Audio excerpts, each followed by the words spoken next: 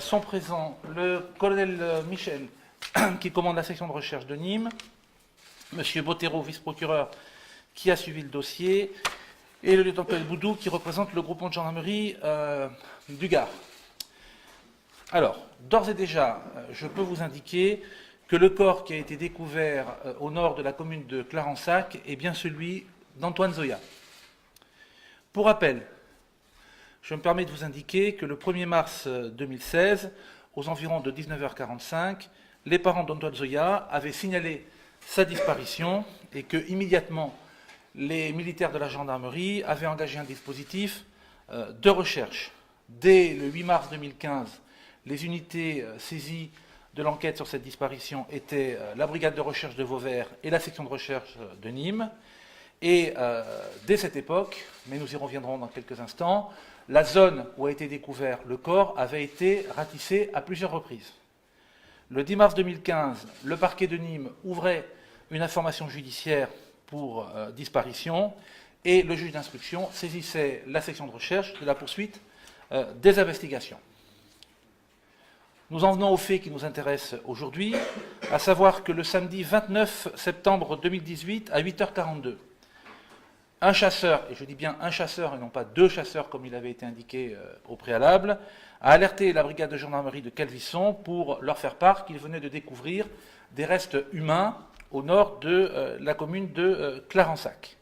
Le lieu de la découverte se nomme le Fond de Bonnet, exactement le Valat de Fond de Bonnet, qui est une zone particulièrement escarpée, qui commence par une pente extrêmement pentue, avec une très forte dénivelée, dans de la rocaille, avec une végétation très dense, pour se terminer sur une quasi-falaise. En clair, lorsqu'on est sur les chemins qui peuvent être empruntés par les chasseurs, par les joggeurs qui font du sport dans cette région, depuis les chemins, en aucun cas on a la zone où a été découverte le corps à vue.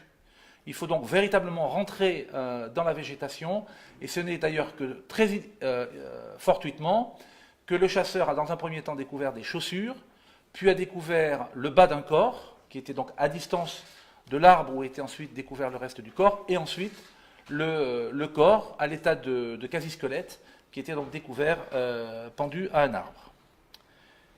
J'insiste sur le fait que lorsqu'on se trouve sur les lieux, M. Bottero s'est rendu sur les lieux, sauf à véritablement se trouver au lieu précis, il est impossible physiquement d'avoir une vision depuis le bas ou depuis le haut sur les lieux où se trouvait le corps d'Antoine Zoya.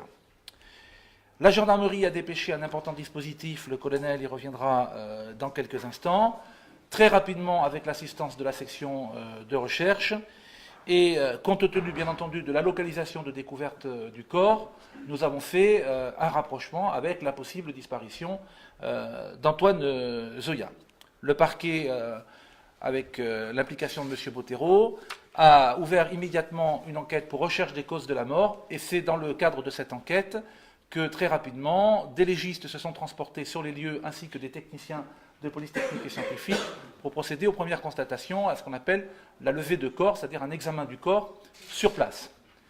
J'ai demandé et obtenu qu'une autopsie soit faite en urgence, et l'autopsie qui a été réalisée a permis d'exclure tout acte d'agression à l'encontre du corps qui donc a été retrouvé. Nous avons aussi demandé des prélèvements ADN. Ces prélèvements ADN ont été adressés à un laboratoire de Bordeaux et nous n'avons pas encore les résultats qui doivent nous parvenir dans la soirée. Quoi qu'il en soit, les militaires de la gendarmerie, en lien avec le médecin légiste, ont pu procéder à un relevé d'empreintes dentaires.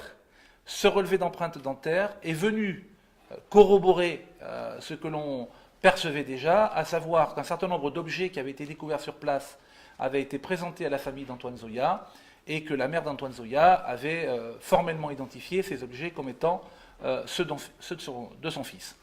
Dès lors, ces éléments sont venus étayer les déclarations faites par l'orthodontiste qui suivait Antoine Zoya et qui a formellement identifié l'empreinte dentaire comme étant celle d'Antoine Zoya.